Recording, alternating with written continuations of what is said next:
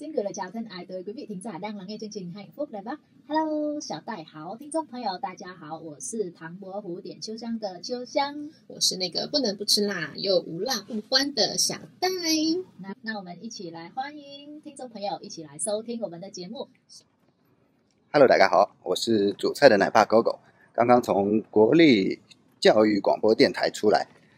有在这里刚刚录完节目，然后这只小的就在我身上直接睡着，也是一次很有趣的聊天，很有趣的一次分享。那等一下回家再跟大家细说。大家好，我是煮菜的奶爸狗狗，是一个上海人，因为爱情嫁到了台湾生活。本身呢是一个平面设计师，目前是2个小人的全职家庭主妇，天天蹲在屋里向买大扫，照顾2个小人。以上这段开场白呢，就是上海话的开场白，意思就是我是煮菜的奶爸狗狗，是一个上海人，原本是广告公司的平面设计，现在是2个小孩的全职家庭主妇，每天在家里买菜、洗衣服、做饭，照顾小孩这样子。那为什么会说一段上海话的开场白呢？因为今天我去了教育广播电台录了一个节目。那今天早上9点半就出发了，然后一路看到匆匆上班的行人拿着咖啡，还蛮怀念以前去工作的时候工作的这个状态的。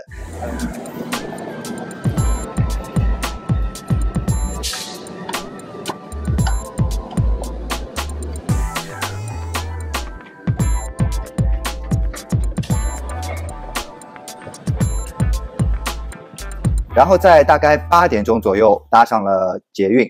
今天又是相当于实际观测了一下台北捷运的早高峰状况，真的还是很安静，然后井然有序，并没有发现任何不文明的现象。同时我又观察到坐捷运的人并没有很多，每个车厢都还蛮空的，好像还没有节假日的人来得多。是不是台北人都已经实现了财务自由，不需要去固定上班了？教育广播电台呢，在南海路上，那一路的建筑我觉得非常漂亮，都是一些老建筑，很美观。另外这一路上我感觉美食也非常多，而且看到了柳州螺蛳粉，但是那个螺蛳粉飘出来的味道还是蛮香的，正宗的我觉得应该是臭臭的味道。反正那一路给我的印象很不错。南海路上，就是我好像来到台北之后，陆陆续续就有了第1个小孩、第2个小孩，也没有好好的在台北逛过，然后今天去这样走一下，感觉台北的这样一些街道真的很有味道，很想好好的去逛一下。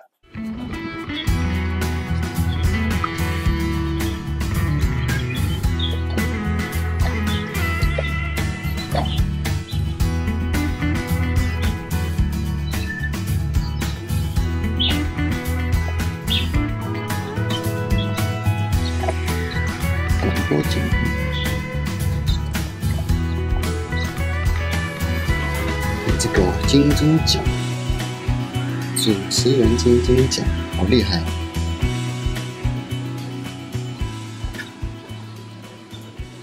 那说起今天的录制节目呢，它是一个音频的节目，叫做幸福北台湾，好像是每周6日晚上会播出。那听说我的那个节目会安排到4月中下旬，到时候如果有链接的话，我会在那个时候再附上链接。其实说是一档节目，真正的过程其实只是跟主持人聊聊天而已。我觉得这也是一种来到台湾新的人生体验，就是这种体验跟身份有关，相当于也是占了身份的优势。作为一个新住民，而且是数量比较少的男性的新住民，所以有这样一种人生体验。那这种人生体验我觉得在上海生活的话是万万体验不到的，也是非常特别的一种感受，就是会有人邀请你去录制一些这样的节目，然后分享你来到一个新的地方生活的感受，也是身份上一个转变，也是人生状态上一个转变。欢迎我们听众朋友一起走进文化大观园。除了我们今天的秋香小戴呢，我们还有上海奶爸狗狗来欢迎我们的大帅哥。好，那我先跟大家用上海话打个招呼。大家好，我是煮菜的奶爸狗狗，是一个上海人，因为爱情嫁到了台湾。其实我是一个上海人，就觉得上海不好玩了。但是如果没有去过上海的朋友，那我会推荐去外滩走一走。就是上海由黄浦江分成浦东跟浦西，浦西是开发的比较早的，所以那边是一些老的可以叫万国建筑群，就是一些洋房啊、洋楼啊这样的老建筑。然后浦东呢，就是开发的比较晚，所以现在有很多高楼大厦。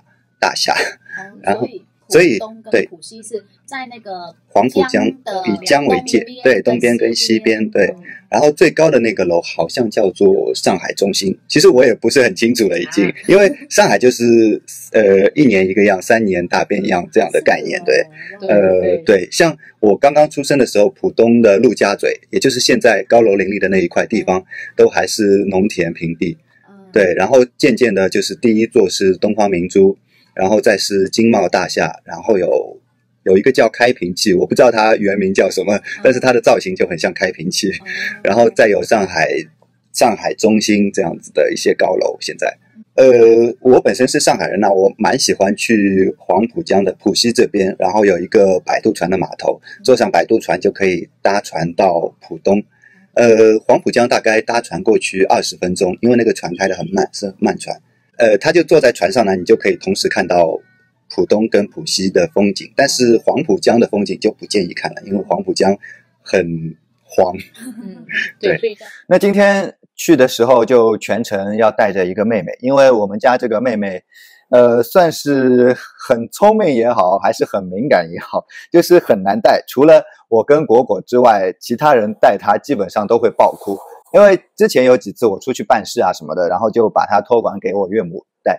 她很聪明，就是一看到岳母就会哭，就会不停的观察我有没有消失，因为通常就是把她丢给岳母之后，我就出去办事了，就会不见。所以现在养成了一个习惯，她一看到岳母就哭，然后同时小眼睛就咕噜咕噜转，看我有没有走开。一发现我不见就爆哭，有时候我还刚去换鞋子，还没出门，她已经听到她的哭声了，就没办法再去安抚她。所以这次这个节目也非常的为我考虑，就是说可以把妹妹一起带过去，带在现场录音。然后我今天就带着这个妹妹去，结果也是发生了一些超出我想象的事情，就是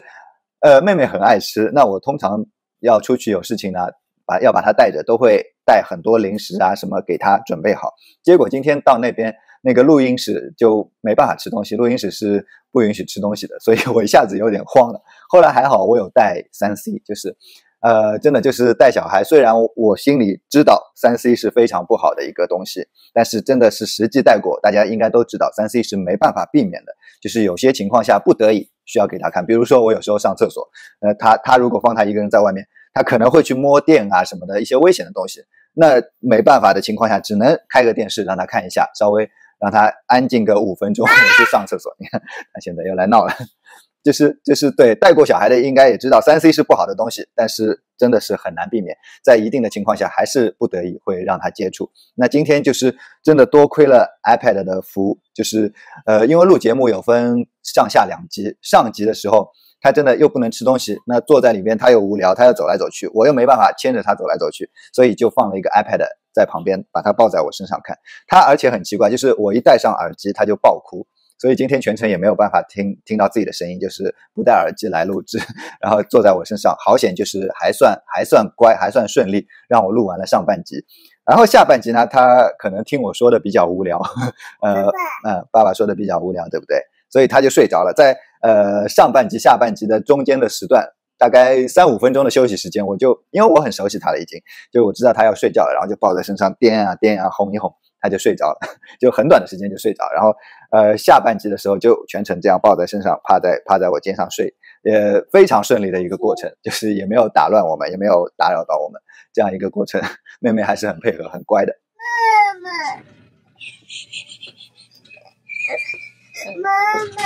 爸爸，那你坐爸爸腿上好不好？坐爸爸腿上不要哭，好吧？好，就这样。对，你给他抱着吧，抱着会有安全感。那你看这个。好，来 ，Hello， 亲爱的听众朋友，大家晚上好，我是秋香，欢迎大家来收听我们的节目《幸福北台湾》。听众朋友们，晚上好，我是那个不能不吃辣又不能吃太辣的辣妹子小戴。Hello， 小戴好。嗨，我想跟你问一下哈，现在呢，我经常看到很多的小 baby， 然后上次呢去移民署呢，就是给大家有一个分享，然后呢就看到现在啊，跟我们那个时候嫁过来的新住民有很多不一样了哦。对啊，对啊。那你觉得最大的不同是哪里呢？最大的不同就是他们的想法，以及带小孩的方式跟我们以前也不一样了。可以详细的分享吗？对，那就是我们今天要聊的主题，要请嘉宾来分享了。那听众朋友们可能听到了我们的录音室呢，有非常可爱的 baby 的声音。好，那我这次去分享的时候呢，我发现啊，我们的新住民里面多了很多男性的配偶，多了很多男性的配偶。好，那所以我们今天就来了一位新住民的兄弟，对吗？是的。好，那帮我们介绍一下吧，小戴。那他呢是从上海那上海来的，在台湾做 YouTuber 的奶爸。然后他的名字也很可爱，叫 Gogo。对，听起来就是马上要冲出去，对，去了解他的故事了。那我们第一单元呢，邀请大家一起来聆听我们的 Gogo 来分享上海就是 Gogo 的家乡的一些好玩的景点咯。那第二个单元呢，我们邀请 Gogo 来聊一下他跟太太是怎么认识的，然后是怎么样嫁到台湾来的呢？嫁到台湾是 Gogo 嫁到，不是那个OK， 好，那我们节目马上就要开始咯，亲爱的听众朋友请不要走开， Let's go。 那然后今天的聊天过程中还聊到一个话题，就是主持人小戴有介绍我是一个 YouTuber， 一个新著名 YouTuber， 但是他同时说，就是像我们这种新著名 YouTuber， 在说一些台湾的话题的时候，难免会碰到一些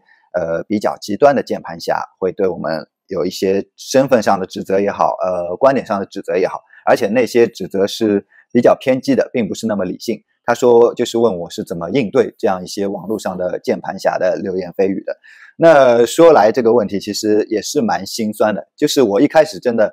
内心也没有像现在那么坚强。我打一个比方，就是一开始可能就是一个小水池，那丢下去一块石头的话，那个水池水可能就全部溅出来了。当时就是有一些只言片语就会对我的心情造成蛮大的影响。那随着这个水池越来越大，最后希望像大海一样宽广，那小石头丢进去根本就是波澜不惊。但是目前我的量可能还只是一个小湖泊，那小石头丢进去还是会有一些波纹啦，但是不像之前那样水会溅得满身都是，影响很长一段时间心情。所以这也是一个历练的过程吧。就像一开始有人会攻击我什么男生为什么在家带孩子不出去工作赚钱啊，吃软饭啊，什么这种非常无聊非常可笑的言论，那我现在已经锻炼到对这种落后老旧古板的观点已经完全不会放在心上了，就是我觉得他非常可笑根本就不用去理他。那也有一些人就是看到我是中国大陆的身份就会不爽，就说我任何对于台湾的观点他都会说你有看不惯的就请回去，这样很无聊，真的很无聊。那我就说你叫我回去你给我机票啊，结果没有人给我机票，他也真的只是键盘侠口嗨一下所以就是这样一些过程。他一开始是先用小刀子在我身上划，那我随着那个时候皮肤还幼嫩的情况下，那个伤口就流血然后结痂，随着伤口越来越多，那皮也越来越厚，就是这样一个让自己坚强的过程。那主持人小戴也说了，主持人小戴他觉得非常能理解我的心情，所以他也说了一句话，我觉得说得很好，他就说要内心强大是有一个过程的，首先要让自己刚强起来，就是不受那些的影响，那再之后呢就要使自己柔软下来，同时可以接受那一些不同的声音。我觉得真的这样说的非常好，非常让我得到一个心灵上的鼓舞，就是真的要朝这样一个方向去继续努力，就是可以在刚强之后使自己柔软下来，接受那些东西，而且接受之后不受影响，就是像我们上海的一个特点，海纳百川。那我这段时间的流量包括订阅数下降其实非常多，之前大概掉了100多个订阅，其实增加100个订阅是很累的，然后现在一下子大概短短的2-3个礼拜就掉了有100多个订阅。就是我觉得因为之前也经历过一些事情嘛，就是有一些可能我自己的观点，但是不被别人接受，不被一小群人接受这样的事情。那我觉得一件事情的发生必然是有两面的，就像掉订阅可能是这一系列事情的不好的一面，那同时经过这一系列事情，就是像我去观看抗议啊，然后被采访啊，这样一些事情，同时也有好的一面。那就像我之前有接受到歪脑这样一个华人媒体的访问，一个专辑，然后他访问了2位陆配，一位是我，一个就是我非常崇拜的上官乱。我真的很觉得自己他把我抬得很高，就是我根本没有达到上官乱的这样的水平，然后能跟他同框，不是同框处境啦，就是在一期节目里同时有他跟我的说话，我觉得这个真的是好的一面。那包括像今天的去教育广播电台录制节目，分享自己新住民的一些感受啊什么，也是好的一方面。真的都是会来到台湾生活才有这样的不同人生经历，就是这些经历在上海是断没有可能发生的。我觉得也是很有意思，就是一件事情真的要去分两面来看，不好的跟好的，所以就是塞翁失马焉知非福嘛。好了，那今天的分享就到这里，最后还是要送给大家3份爱，爱看不看，爱定不定，爱赞不赞。好，那就我们下期再见，大家再会。Gogo 他其实是一位 YouTuber， 而且是非常成功哦，做的我觉得设计的也很棒啊！亲爱的听众朋友，欢迎跟着秋香、小戴、奶爸 Gogo， 我们一起走进上海奶爸的厨房。噔噔噔噔。其实我刚来台湾，然后我老婆就有跟她的朋友说我会做上海菜，然后她就带我去她的朋友家，让我展现一下厨艺。我当时其实还想了一下，哪些菜比较能代表上海菜呢？上海菜通常来说就是浓油赤酱，然后我就找了4个菜，分别是油焖笋，油焖笋它就是浓油，油非常多，竹笋对竹笋。然后第2道是上海酱鸭，酱鸭对，它就是赤酱，就是通常用酱油来调味。第3道就是红烧肉，最后上海代表性的上海红烧肉。对，你这3道都是大菜哦。还有第4道，还有第4道，因为上海的大闸蟹非常出名，但是我刚刚到台湾的那个季节没有大闸蟹，那上海人就有一道穷人的大闸蟹料理，叫做蟹粉蛋，它其实是完全不用蟹肉的，它只是用蛋来模拟那个蟹的味道。